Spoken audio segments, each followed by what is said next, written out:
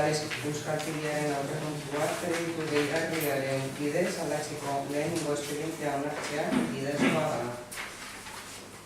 Aprobación si procede del expediente número 1 de modificación presupuestaria del Euskaltegi Municipal mediante crédito adicional. Gaiago ekonomia eta ogasun informazio batzorrean emanse, eta hona ekartzen da onartzeko.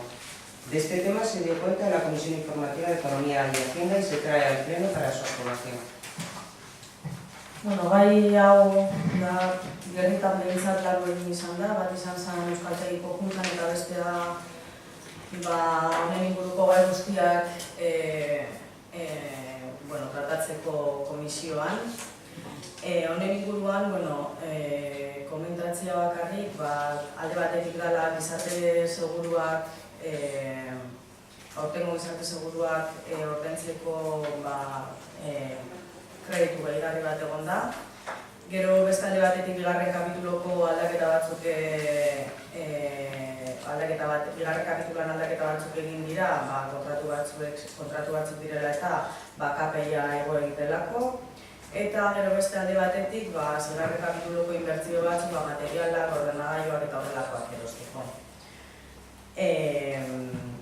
Eta horixe da azalpena. Eztabaidatzen txandan ez dakit Berta zerbait esateko daukazu. Teresa.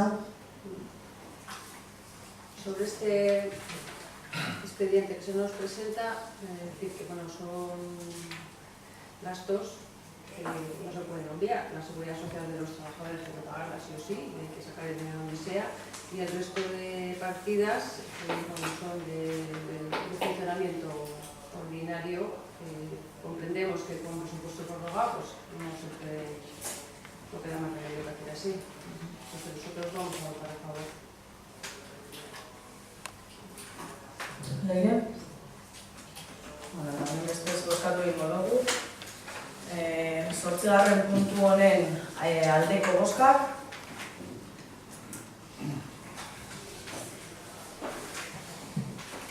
Por lo tanto, este asunto queda aprobado por unanimidad. Beraz, gaia, hau batez,